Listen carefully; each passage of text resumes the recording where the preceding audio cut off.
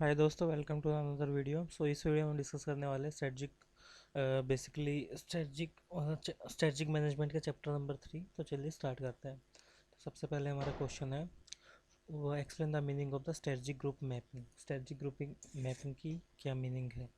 तो strategic group mapping is a technique for displaying the different market and the competitive position that rival firms occupy in the industry. Basically एक technique है जो display करती है अलग अलग markets को और कॉम्पिटिटिव पोजीशन को जो राइवल फर्म ने ऑक्यूपाई कर रखी है इंडस्ट्री में। जो स्ट्रेटजिक ग्रुप है एक cluster of the firms in an industry. Basically एक क्लस्टर ऑफ द फर्म है। स्ट्रेटजिक ग्रुप क्या होता है? काफ़ी सारी फर्म्स का एक आपने ग्रुप बना रखा है, वो होता है इंडस्ट्री में, जिनकी सिमिलर कॉम्पिटिटिव अप्रोच होती है, मतलब सिमिलर कॉम्पिटिटिव अप्रोच होती है उनकी, और सिमिलर मार्केट पोजीशन होती है। जो इंडस्ट्री है वो contain only one strategic group. Industry में खाली एक ही स्ट्रेटजिक ग्रुप होता है। लाइक आप ऑटोमोबाइल की इंडस्ट्री देखोगे तो उसमें 4-5 कंपनीज हैं जो ऑटोमोबाइल इंडिया में सेल करती हैं। Tata, basically Tata, Maruti Suzuki, Toyota, और जो बाकी नई कंपनीज आ रही हैं वो तो उनका एक ही स्ट्रेटजिक ग्रुप है, क्योंकि एक उनकी सिमिलर कॉम्पिटिटिव अप्रोच है और मार्केट पोजीशन है। When the all seller pursue essentially identical strategy and have the comparable market positions.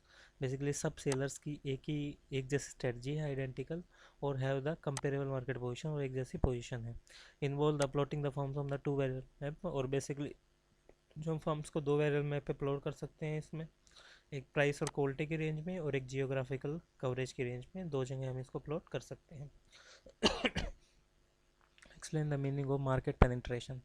Market penetration क्या होती है? Main market penetration basically growth strategy है, जिसमें बिजनेस फोकस करता है सेल करने पे एग्जिस्टिंग प्रोडक्ट एग्जिस्टिंग मार्केट में, और बेसिकली अचीव की जाती है आपकी ज़्यादा सेल करके प्रेजेंट कस्टमर को ही, और without the changing in the product any major है। आपने कोई प्रोडक्ट चेंज नहीं किया, लेकिन आप सेल्स आपने अपनी बढ़ा दी प्रोडक्ट का प्राइस कम करके।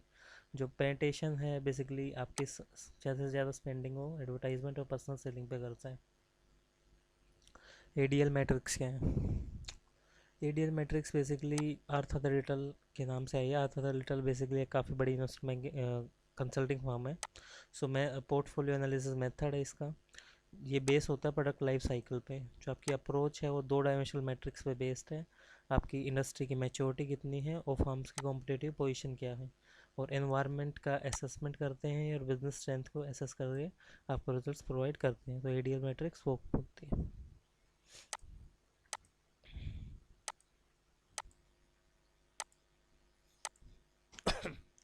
नेक्स्ट है करेक्ट और इनकरेक्ट के क्वेश्चन। फर्स्ट देखते हैं हम, industry is a grouping of the dissimilar companies. Industry क्या डिसिमिलर कंपनीज की ग्रुपिंग होती है? तो इनकरेक्ट है, क्योंकि industry is a consortium of the firm whose product and service has the homogeneous attribute. Basically industry एक वही होती है, मतलब उनका ग्रुप होती है जिन कंपनीज के प्रोडक्ट और सर्विसेज बिल्कुल सेम है और एक दूसरे का क्लोज सब्सटीट्यूट है। जैसे हम ऑटोमोबाइल इंडस्ट्री देखेंगे, जैसे फूड इंडस्ट्री देखेंगे, तो इनमें क्या है, सारी कंपनी एक जैसे काम कर रही है और एक जैसे प्रोडक्ट बेच रही है, तो उसी को बोलते हैं हम industry. Strength is an inherent capacity of an organisation. Correct. Strength is an inherent capacity which an organization can use to gain the strategic advantage over its competitor.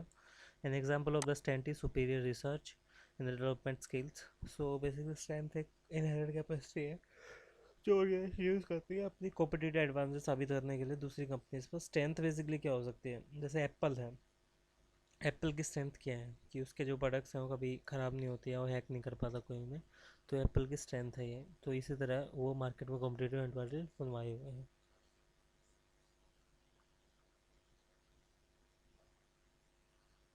The purpose of SWOT analysis is to rank the organization.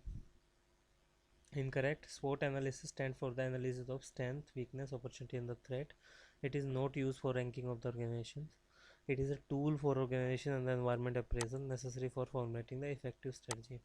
Basically tool है organisation का और environment appraisal का, जो एक effective strategy बनाने के लिए हमारा यूज़ किया जाता है।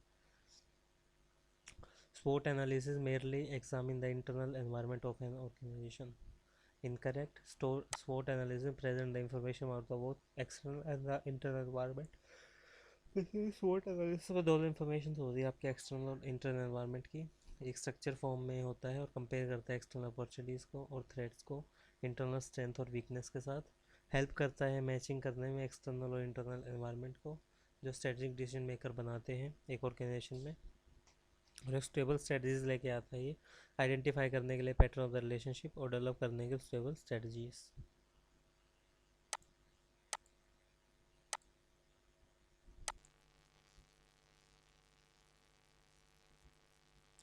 Be in the BCG matrix stand for the balance, ये बिल्कुल गलत है और इसी क्वेश्चन में हम कई बार गलती करते हैं। सो B acronym stand for the Boston Consultancy Group is an organization that develop a matrix to portray an organization corporate portfolio of the investor. So B is Boston Consultancy Group एक management consulting firm है जो उसका बस basically जिसने ये BCG matrix बताया है, और this matrix depict the growth of the business and the business share the employed by the organisation. तो दो चीज़ों को डिपेंड करता है, बेसिकली ग्रोथ क्या है बिजनेस की और बिजनेस शेयर क्या है। जो मैट्रिक्स बेसिकली चार चीज़ दिखाता है, cow and dog metaphor, popularly used for resource allocation in diversified economy. Growth share matrix is popularly used for the resource allocation. F growth share matrix is also known for the cow and dog metaphor, is popularly used for the resource allocation in diversified company. It categorizes the organization product on the basis of two factor consisting the growth opportunity and the market share enjoyed. Portfolio analysis help the strategies in identifying and evaluating the various business of the company. G. A business portfolio is a collection of the business and the product that make up the organization. A portfolio management is a tool by which management identify and evaluate its various business. In the portfolio analysis, top management view its product line and the business unit as a series of investment from it which expected return. So portfolio management में top management basically product line को देखते, business units को देखती है, जितने उससे return expect करती है. So best business portfolio is one that fit the strength and weakness to the person and threat. Basically best business portfolio वही है जो आपकी स्ट्रेंथ और वीकनेस को पूरा करें अपॉर्चुनिटी और थ्रेट्स के regarding. Through the portfolio analysis organisation are able to compare its various business and categorise them in various data. So portfolio analysis के थ्रू ऑर्गेनाइजेशन क्या करती है, कंपेयर करती है काफ़ी सारे बिजनेस को और उन्हें कैटेगराइज करती है अलग अलग बिजनेस के according. A strategy group consists of rival firms with a similar competitive approach and the position in the market. Strategy group consists of those rival firms that have a similar competitive approach and a position in market. Strategy group basically rival firms की category है जिसमें similar competitive approach होती है और position होती है market में. जो ऑर्गेनाइजेशन है सेम स्ट्रेटजी ग्रुप में वो बेसिकली रिजेंबल करती है एक दूसरे के साथ in any of the several way, काफ़ी मेथड्स के regarding. So comparable product line हो सकती है इसमें और sales in the price and quality range के हिसाब से डिफेक्ट करता है और एम्फोसाइज करती है सेम डिस्ट्रीब्यूशन चैनल हो एक चीज़ के रिगार्डिंग. और बेसिकली यूज़ की जाती है सेम एट्रीब्यूट्स के लिए, सेम प्रोडक्ट एट्रीब्यूट के लिए, ये अपील करने के लिए जो similar type of the buyer है वो डिपेंड करते हैं आइडेंटिकल टेक्निकल अप्रोचेस पे, और जो बायर को सिमिलर सर्विस प्रोवाइड करते हैं टेक्निकल असिस्टेंट प्रोवाइड करती है. An industry can have the more than one strategy group, एक इंडस्ट्री के क्या एक से ज़्यादा स्ट्रेटजी ग्रुप हो सकते हैं. हाँ बिल्कुल हो सकते हैं. Industry contain the more than one strategy group. Wholesaler pursue the essential identical strategy, have the comparable market position. At the extreme, there are the many strategy group. There are the competitor in which rival firm pursue the distinction different competitive approach. Basically काफ़ी सारे strategy group हो सकते हैं जिस competitors के हिसाब से, और हर राइवल अपनी एक अलग से डिस्टिंक्टिव स्ट्रेटजी देखता है और ऑक्यूपाई करता है एक डिफरेंट कॉम्पिटिटिव पोजीशन मार्केट में. Briefly answer the following question. Write a short note on the industry. Industry पे एक short note लिखो. Industry is a consortium of the firm whose product and service have the homogeneous attribute or as close substitutes as they compete in the same buyer. Industry basically group है firms का जिनके product और services एक जैसे होते हैं, homogeneous होते हैं और वो क्लोज सब्सटीट्यूट होते हैं एक दूसरे को और compete करते हैं एक दूसरे के लिए. और जो paper manufacture consist the paper industry, basically paper वालों को पेपर इंडस्ट्री बोल सकते हैं. Explain the strategic group. Strategic group क्या होता है? So strategic group are the cluster of the competitors that share cluster of the competitor that share the similar strategies, therefore compete more directly with the one another than the other firm. Basically आपके cluster of the competitors का एक group होता है जो एक similar strategy को share करते हैं और compete करते हैं एक दूसरी फर्म से सेम इंडस्ट्री में। स्ट्रॉन्ग इकोनॉमिकल कंपल्सन होता है उनका, और वो स्विच करते हैं कॉम्पिटिटिव पोस्चर एक दूसरे के लिए। जो इंडस्ट्री है बेसिकली उसमें एक स्ट्रेटजी ग्रुप हो सकता है and the all the firm have the identical strategy. जब उनके एक स्ट्रेटजी क्या है सारों के आइडेंटिकल हो, उनकी जो कंपेयर मार्केट पोजीशन है वो सेम हो, और और मैनी स्ट्रेटजिक ग्रुप भी हो सकते हैं जब कॉम्पिटिटर्स हों और ईच राइवल फर्म एक डिस्टिंक्टिव और डिफरेंट कॉम्पिटिटिव अप्रोच को फॉलो करे और ऑक्यूपाई करे एक सब्सटेंटली डिफरेंट कॉम्पिटिटिव पोजीशन एक मार्केट प्लेस में। What do you understand by key success factor? Key success factor are those things that most affect the industry member ability to propose in the marketplace. सो की success factors वो चीज़ें होती हैं जो आपकी industry members capability को affect करती है मार्केट प्लेस में आने में। जो पर्टिकुलर स्ट्रेटजी है, स्ट्रेटजी एलिमेंट्स हैं, प्रोडक्ट एट्रीब्यूट है, रिसोर्स कॉम्पिटेंसी है, कॉम्पिटिटिव कैपेबिलिटीज़ है और बिजनेस आउटकम्स है, उनका आप बोल सकते हो कि ये की सक्सेस फैक्टर हैं किसी भी इंडस्ट्री के, और इन्हीं पे डिपेंड करते हैं बेसिकली उसकी कॉम्पिटिटिव सक्सेस और competitive failure. What is an opportunity? Opportunity क्या होती है?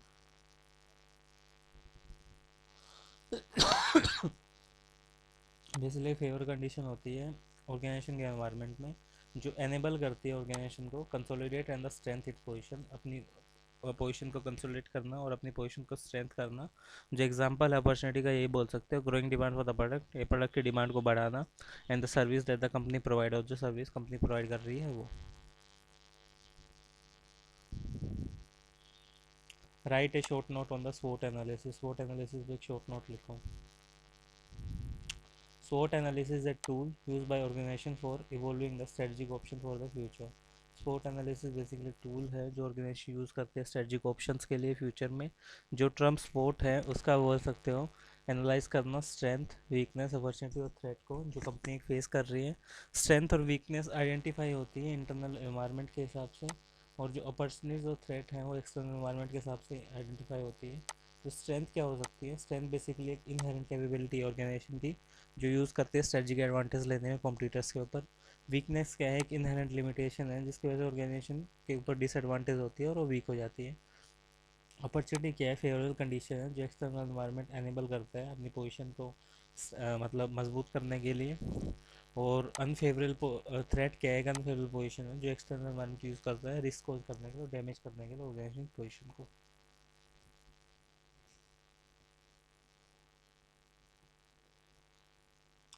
Discuss the relevance of TOWS matrix in the strategic planning process.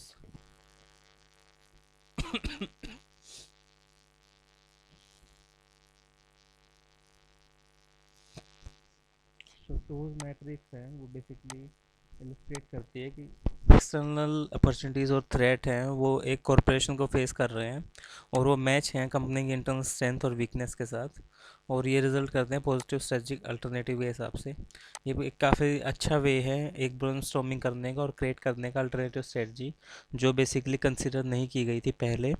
ये फोर्स करता है स्ट्रेटजिक मैनेजर को डिज़ाइन करने के लिए ग्रोथ और स्टेबिलिटी रिट्रेचमेंट स्ट्रेटजी, और यूज़ करता है जनरेट करने के लिए कॉर्पोरेट और business strategies.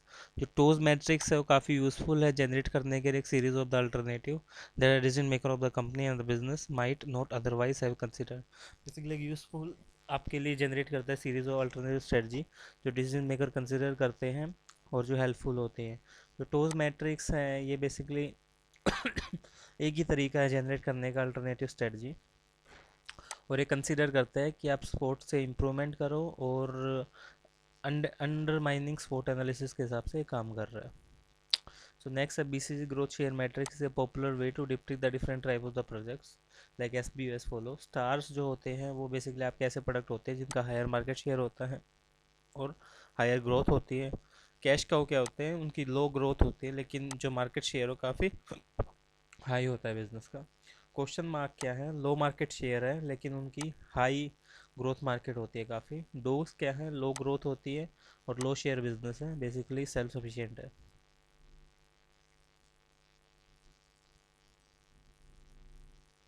Discuss the dogs in the matrix, फिर आगे स्टार हमें डिफाइन करना है.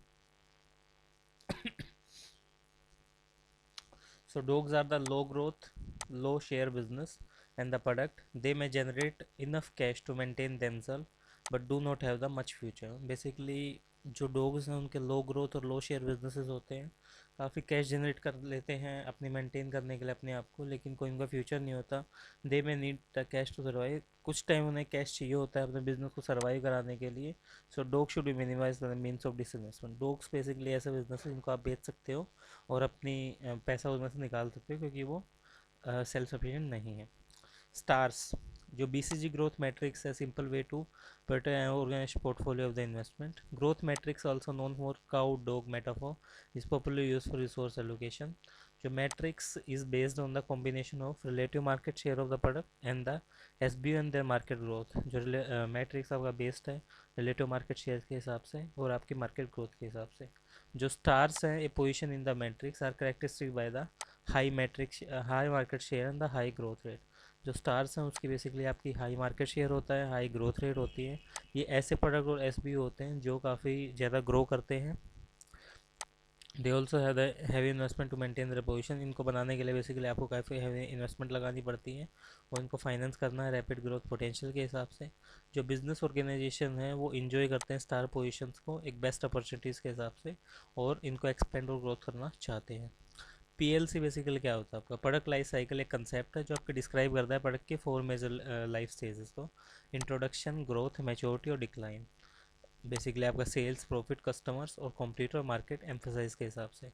जो प्रोडक्ट है आपकी वो मार्केट एक्सेप्टेंस उसको इंट्रोडक्शन स्टेज में मिलती है. वो फिर उसके बाद ग्रोथ स्टेज में एंटर होता है. जो ग्रोथ स्टेज के दौरान है उसकी काफ़ी एक्सपोनेंशियल राइज होता है, काफ़ी स्पीड से बढ़ता है क्योंकि volume accepted by the market, वो मार्केट उस प्रोडक्ट को एक्सेप्ट कर लेती है. इस वजह से many new entrant join the industry and then fight for the market share. काफ़ी सारे जो नए ग्राहक हैं वो बेसिकली मार्केट को ज्वाइन करते हैं और मार्केट शेयर के लिए फ़ाइट करते हैं, मार्केट शेयर लेना चाहते हैं. इस स्टेज में जो कंसोलिडेशन है और कंसंट्रेशन है बेसिकली आपका स्टार्ट हो जाता है. प्रॉफिट आपका इंक्रीज़ करता है और मास मार्केटिंग आपकी होती है बेसिकली प्रोडक्ट डिफ्रेंशिएशन के through.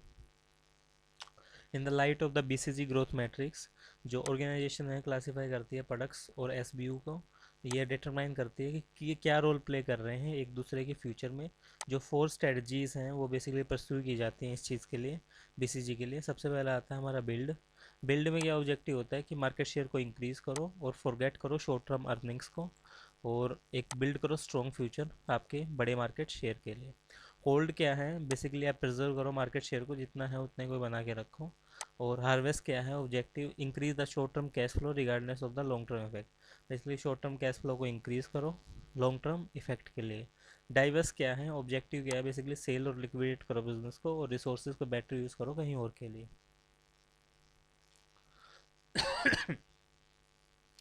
All business organisation operate in the micro environment. Basically सारी आपकी जो बिजनेस ऑर्गेनाइजेशन ऑपरेट करती है माइक्रो एनवायरनमेंट में, shaped by the influences eliminated from the economy at the large. So basically आपके shape किए जाते हैं इन्फ्लुएंसेस के हिसाब से जो आपकी इकोनॉमी में काम करते हैं लार्ज लेवल पे.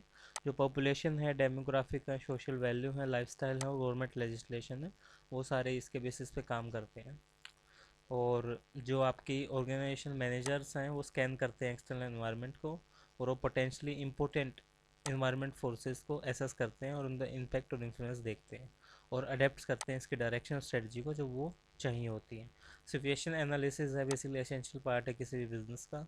और जो प्राइमरी इंट्रोडक्शन है इसका, what to take into account when conducting situation analysis. So और प्रोवाइड करता है एक चेकलिस्ट इंपॉर्टेंट फैक्टर की कंसिडर करने में. जो इन्वायरमेंट फैक्टर है वो बेसिकली एक्सटर्नल इंटरनल एनवायरनमेंट को की नीड्स को देखते हैं और इसी के हिसाब से इकोनॉमिकल, पॉलिटिकल, डेमोग्राफिक और सोशल कल्चर हम देखते हैं और उनकी परफॉर्मेंस को एनालाइज करते हैं. Opportunity and issue analysis, current opportunities को देखते हैं जो अवेलेबल है मार्केट में और मेन थ्रेट्स को देखा जाता है जो बिजनेस फेस कर रहा है फ्यूचर में और जो स्ट्रेंथ है वो बिजनेस रिलाई कर रहा है जिन वीकनेसेस के बेसिस पे वो चीज़ें हम देखते हैं. कॉम्पिटिटिव सिचुएशन एनालाइज करते हैं main competitor of the organisation को और उसी के बेसिस पे हु आर दे, कौन है वो, what they up to are, क्या कर रहे हैं एंड हाउ दे कंपेयर, कैसे हम उनको कंपेयर कर सकते हैं. और डिस्ट्रीब्यूशन स्ट्रेटजी हम डिस्ट्रीब्यूशन सिचुएशन के देखते हैं कैसे प्रोडक्ट मूव हो रहे हैं चैनल्स के थ्रू। प्रोडक्ट सिचुएशन देखते हैं, details about the current product and the details about the current product may be divided into the parts such as core product and the any secondary or supportive service or the product that also make up what you say। Details देखते हैं current product के regarding, उनको divide कर देते हैं core product में और किसी सेकेंडरी प्रोडक्ट में, सपोर्टिंग सर्विसेज में, और जो प्रोडक्ट बेसिकली आप बना रहे हो और कौन से आपको सेल करने हैं। ये इंपॉर्टेंट है ये ऑब्जर्व करने के लिए कि डिफरेंट पार्ट आपके कैसे रिलेट करते हैं कोर क्लाइंट्स के हिसाब से।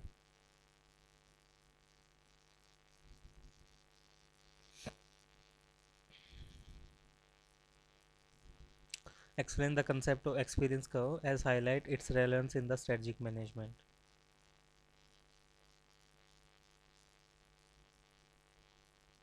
सो एक्सपीरियंस कर्व आपका सिमिलर होता है लर्निंग कर्व के रिगार्डिंग। ये बेसिकली एक्सप्लेन करता है आपकी एफिशिएंसी जो वर्कर्स के द्वारा गेन की गई है एक रिपीटेटिव प्रोडक्टिव वर्क करके। एक्सपीरियंस कर्व बेसिकली बेस्ड होता है आपका दो कॉमनली ऑब्जर्व फिनोमेना पे। यूनिट कॉस्ट आपके डिक्लाइन हो रही है जब आपकी फर्म में जितना बंदों का एक्सपीरियंस बढ़ रहा है, और जो इम्प्लीकेशन है इसकी लार्ज फर्म की इंडस्ट्री में वो बेसिकली उसकी कम कॉस्ट होती है, लोअर यूनिट कॉस्ट कम होती है बड़ी फर्म्स की कंपेयर टू स्मॉल ऑर्गेनाइजेशंस, और कॉम्पिटिटिव कोर्स एडवांटेज उनको इस तरह से मिल जाती हैं। जो एक्सपीरियंस कर्व है result in from the variety of the factor, learning effect, economic of scale, product redesign etcetera. जो कंसेप्ट है एक्सपीरियंस कर्व का रेलिवेंट है नंबर ऑफ द एरियाज़ के लिए स्ट्रेटजिक मैनेजमेंट में। और जो एक्सपीरियंस कर्व है कंसिडर है आपके लिए barrier for the new firms contemplating the entry in the industry. So use किया जाता है मार्केट शेयर्स को बनाने के लिए और डिस्कस करने के लिए कॉम्पिटिशन को।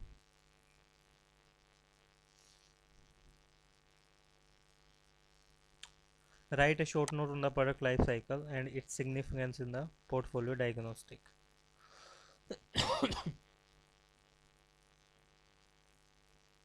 प्रोडक्ट लाइफ साइकिल बेसिकली आपका इंपॉर्टेंट कंसेप्ट है स्ट्रेटजिक चॉइस के हिसाब से, और एक एस शेप्ड कर्व होता है ये जो आपके relationship of the sales with respect to time for the product आपको बताता है। और इसी के थ्रू आपकी जो प्रोडक्ट है आपका चार स्टेजेस के थ्रू पास होकर निकलता है। जो फर्स्ट स्टेज है आपकी पीएलसी एक इंट्रोडक्शन स्टेज होती है जिसमें आपका कंपटीशन बिल्कुल ज़ीरो होता है, और जो लेकिन आपके प्राइसेस है काफ़ी हाई होते हैं, मार्केट्स है काफ़ी लिमिटेड होती हैं, और जो ग्रोथ इन द सेल है वो काफ़ी लोअर रेट पर होती है। सेकेंड स्टेज आपकी आती है बेसिकली ग्रोथ स्टेज जिसमें आपकी डिमांड काफ़ी तेज़ी से बढ़ती है, प्राइस गिरते हैं और जो कंपटीशन इंक्रीज़ होता है लेकिन मार्केट एक्सपेंड होती है। जो थर्ड स्टेज है आपकी वो मैच्योरिटी स्टेज होती है, इसमें बेसिकली आपका कंपटीशन काफ़ी टफ होता है और जो मार्केट है वो भी स्टेबलाइज होती है, और जो प्रॉफिट है वो बेसिकली आपका स्टिफ कंपटीशन की वजह से आता है। फोर्थ स्टेज है आपकी डिक्लाइन स्टेज, बेसिकली इसमें सेल्स और प्रॉफिट है आपके दोनों गिरते हैं नए प्रोडक्ट के लॉन्च होने से, और जो रिप्लेस कर लेता है एग्जिस्टिंग प्रोडक्ट को। PLC can be use to diagnose the portfolio of the product in order to establish the stage at which each of them exist। Basically PLC use किया जाता है डायग्नोज करने के लिए आपके पोर्टफोलियो ऑफ द प्रोडक्ट को, और जिसके बेसिस पर आपकी जो स्टेज है वो एग्जिस्ट कर रही है। जो पर्टिकुलर अटेंशन दी जाती है ये पेड करने पे बिजनेस है वो आपका डिक्लाइनिंग स्टेज पर होना चाहिए, और जो डिपेंडिंग है डायग्नोस्टिक की ऑपरेटिक स्ट्रेटजी चॉइस के हिसाब से होनी चाहिए। जो आपका एक्सपेंशन है वो फिजिबल अल्टरनेटिव है बिजनेस के लिए इंट्रोडक्टरी और ग्रोथ स्टेज में, और जो मैच्योर बिजनेस हैं वो यूज़ करते हैं source of the cash for the investment in other business जिसमें आपके रिसोर्सेज लगते हैं। जो कॉम्बिनेशन स्ट्रेटजी है सिलेक्टिव हार्वेस्टिंग लिटरेचर वो अडोप्ट की जाती है डिक्लाइन करने के लिए बिजनेसेस को, और बेसिकली जो बैलेंस है आपका पोर्टफोलियो का वो एक्सरसाइज होता है स्ट्रेटजिक चॉइसेस के हिसाब से जो आपके बिजनेसेस यूज़ कर रहे हैं। अपॉर्चुनिटी क्या होती है? Opportunity is a favourable condition है आपकी जो ऑर्गेनाइजेशन एनवायरनमेंट यूज़ करता है अपनी स्ट्रेंथ को बढ़ाने के लिए। जो थ्रेट क्या है वो अनफेवरेबल पोजीशन है जो ऑर्गेनाइजेशन बेसिकली ऑर्गेनाइजेशन के लिए रिस्क है और डैमेज है ऑर्गेनाइजेशन की पोजीशन को। Opportunity is also a threat in case of the internal weakness do not allow the organisation to take their advantage. Opportunity एक थ्रेट भी बन सकती है जब बेसिकली आपकी इंटरनल वीकनेस हो और वो अलाउ नहीं करती ऑर्गेनाइजेशन को एडवांटेज लेने के लिए राइवल। जैसे आईपीएल क्रिकेट टूर्नामेंट है एक हाईली प्रॉफिट और एंटरटेनमेंट ड्राइवन है, और जो नंबर ऑफ द एंटिटी है वो बेसिकली आईपीएल टाइप टूर्नामेंट कराना चाहती है, लेकिन आईपीएल क्रिकेट है वो एक इम्पोर्टेंट टूर्नामेंट है, वो अपॉर्चुनिटी भी है थ्रेट भी है अलग अलग इंडस्ट्रीज़ के लिए। अपॉर्चुनिटीज़ किन के लिए? स्टेडियम्स के लिए, बेसिकली स्पोर्ट इंडस्ट्री के लिए, मैन्युफैक्चरिंग के लिए और मीडिया के लिए। थ्रेट्स किसके लिए? Entertainment like TV serial, cinema theatre, entertainment theme park, tourism and hotel industry और इवेंट मैनेजमेंट, इन सब के लिए एक थ्रेट है।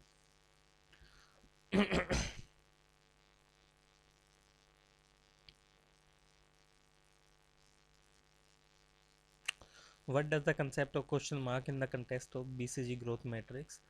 What strategic options are open to business firm which has the some question mark in the portfolio of the business?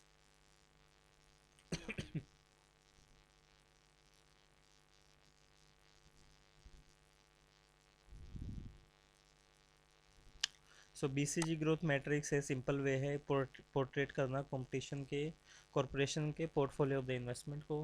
हम basic matrix को use करके organization can identify the 4 different type of the product in the strategic business unit. Question mark sometime कर the problem children, basically question type को आप problem children भी बोल सकते हो।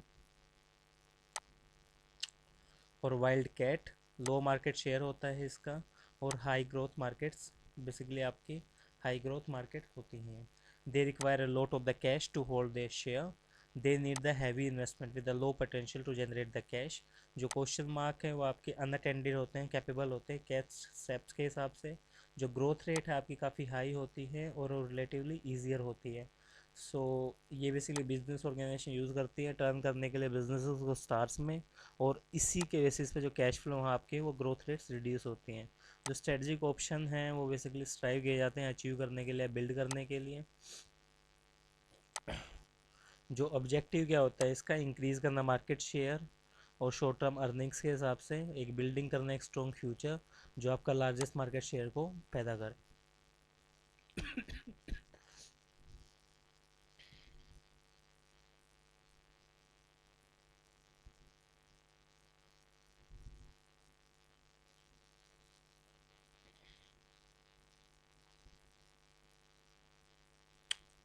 To which industry the following environment changes will offer the opportunity and pose the threats? Give the reason for your answer.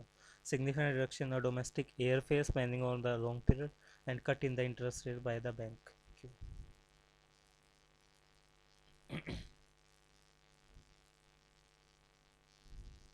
Significant reduction in the domestic airfare spending over a long period have the opportunity and the threats as follows. Opportunities किसके लिए हैं? Tourism के लिए basically ज़्यादा demand हो जाएंगी, hotels के लिए ट्रैवलर आएंगे चीपर हो जाएगा। और थ्रेट्स किसके लिए? एयरलाइन इंडस्ट्री के लिए बेसिकली उनके प्रॉफिट्स कम हो जाएंगे। और फ्लाइट्स के लिए क्योंकि प्रेशर रहेगा उनके अपने रिड्यूस कॉस्ट करने का। Cut in the interest rate by the bank will have opportunity threat. Opportunity किसके लिए? कैपिटल इंसेंटिव इंफ्रास्ट्रक्चर के लिए। इंटरेस्ट को कम हो गई रियल एस्टेट के लिए, डिमांड फॉर द प्रॉपर्टी बढ़ेगी क्योंकि लोन आएंगे मार्केट में। बैंकिंग इंडस्ट्री बेसिकली अपनी सेविंग और इन्वेस्टमेंट में रिड्यूस हो जाएगी। जो फाइनेंस सर्विस इंडस्ट्री है उनको मैनेज फंड करने में काफ़ी दिक्कत रहेगी, पेंशन फंड या म्यूचुअल फंड्स वगैरह, क्योंकि उनकी इनकम भी रिड्यूस हो जाएगी। स्ट्रेटजिक ग्रुप में बेसिकली एक राइवल फर्म्स होती है जिसकी सिमिलर कॉम्पिटिटिव अप्रोचेस और पोजीशन है मार्केट में। जो कंपनी है सेम स्ट्रेटजिक ग्रुप में और अनदर ग्रुप के हिसाब से काम करती है। जो इंडस्ट्री है वो बेसिकली एक स्ट्रेटजिक ग्रुप और all seller pursue the identical strategy comparable to the market position. जो स्ट्रेटजी बेसिकली एक एक स्ट्रेटजिक ग्रुप होते हैं और सारे सेलर्स के एक आइडेंटिकल पोजीशन होती है, आइडेंटिकल स्ट्रेटजी होती है। जो स्टेप्स बेसिकली कंसिडर किए जाते हैं स्ट्रेटजिक ग्रुप मैपिंग करने के लिए जिनसे फर्म बिलोंग करती है ये है। Identify the competitive characteristics. सबसे पहले कॉम्पिटिटिव करेक्टरिस्टिक्स देखेंगे जो जो डिफरेंट फर्म्स में अलग अलग है, डिफ्रेंशिएट करते हैं हमारी फर्म्स को इंडस्ट्री से। और फिर plot the firm two variable में दो इस फिर फर्म को एक दो वेरिएबल मैप में डाल देंगे, असाइन करेंगे फर्म को जो सेम स्ट्रेटजी में फ्लो कर रही है और एक सर्कल में डालेंगे। एक सर्कल बनाएंगे हर स्ट्रेटजिक ग्रुप के लिए जो basically proportional size of the group perspective के हिसाब से और टोटल इंडस्ट्री सेल्स रेवेन्यू के हिसाब से। अब नेक्स्ट देखते हैं हम key success factors. Key success factor क्या होते हैं? ए इंडस्ट्रीज की success factor the those things और the strategic element that affect the industry member ability to prospect in the market place. Basically key success factor वो चीज़ें हैं जो strategic element की जो अफेक्ट करती है इंडस्ट्री मेंबर्स को, उनकी एबिलिटी को एक मार्केट शेयर में प्रस्पोर करने के लिए। For a business organization within industry it may include the cost structure technology distribution system. Business organization में basically cost structure technology distribution system ये सब होते हैं। और जो के एस एफ हैं वो हेल्प करते हैं सेव करने में कंपनी विल फाइनेंशियली compete और successfully. The answer to the following 3 question identify industries की सक्सेस फैक्टर। बेसिकली ये 3 क्वेश्चन आपके की सक्सेस फैक्टर डिफाइन करते हैं।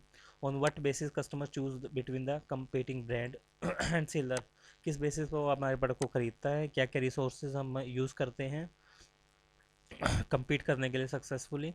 और what does the take for the seller to achieve the sustainable competitive advantage। और basically seller के लिए एक competitive एडवांटेज क्या है, क्या अचीव करना चाहता है वो। तो ये तीनों चीज़ें देख के हम KSF को डिफाइन कर सकते हैं।